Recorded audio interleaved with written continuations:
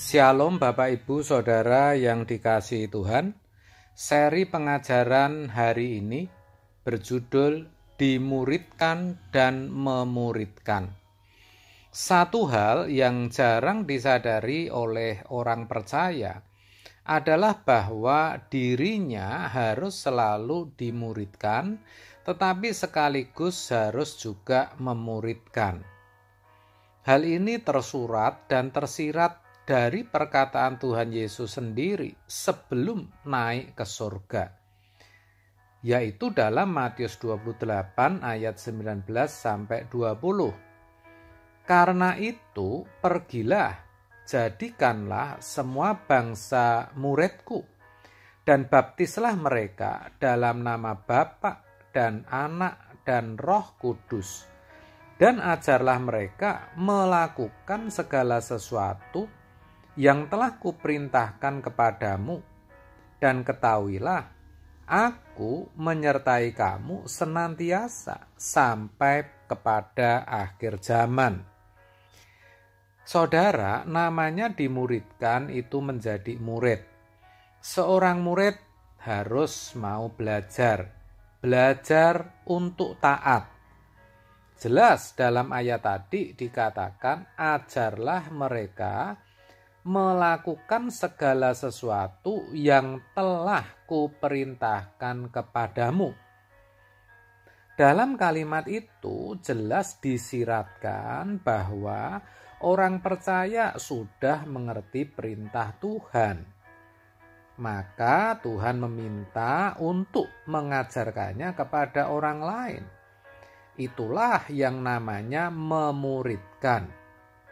Jadi yang namanya memuridkan itu mengajarkan orang lain untuk melakukan apa yang diperintahkan Tuhan. Sedangkan sebagai murid, tadi saya katakan kita harus belajar taat.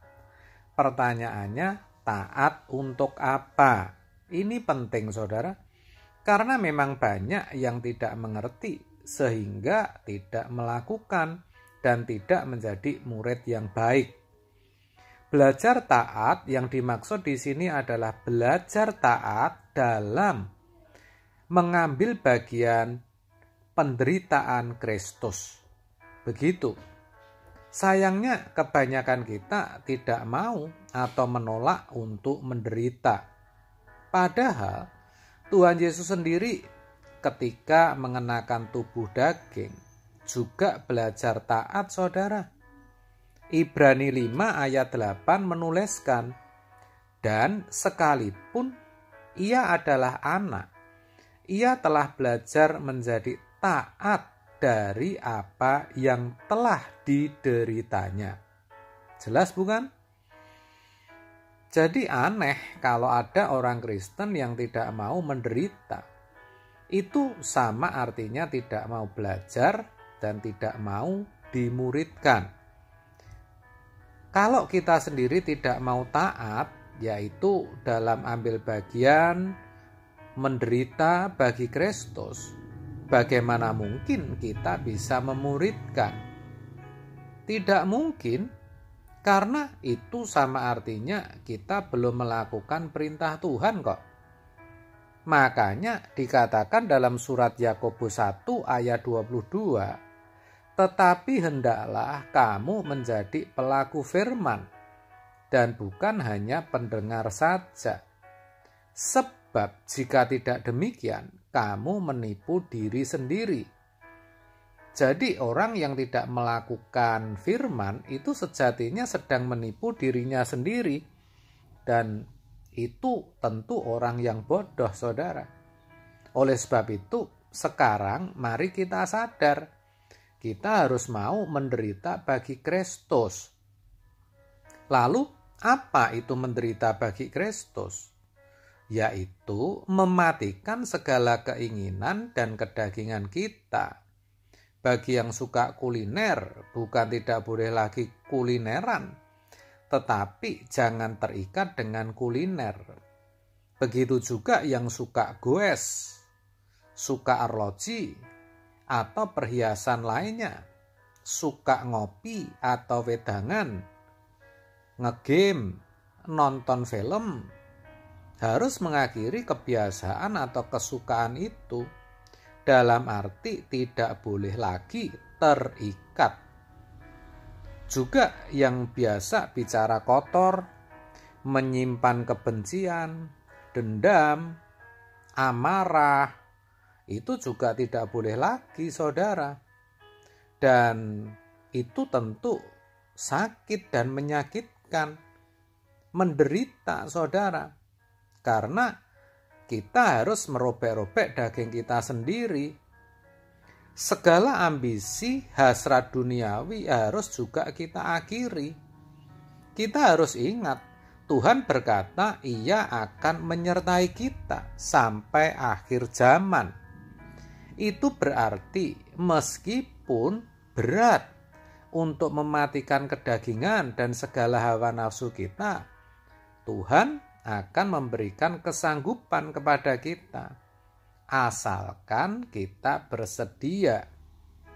Ketika kita lakukan itu semua, berarti kita sedang dimuridkan, sedang menjadi murid, bahkan murid yang baik.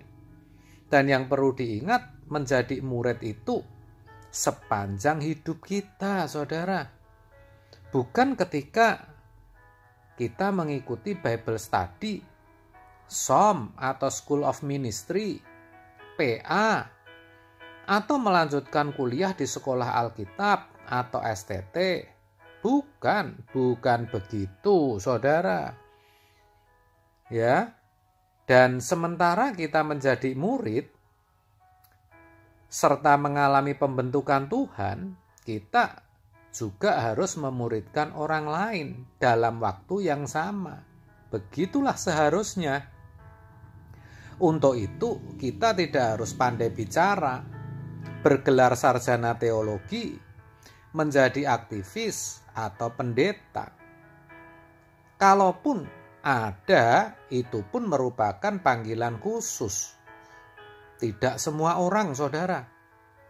Tetapi melalui hidup kita yang berdampak, kita bisa menjadi model hidup bagi orang lain.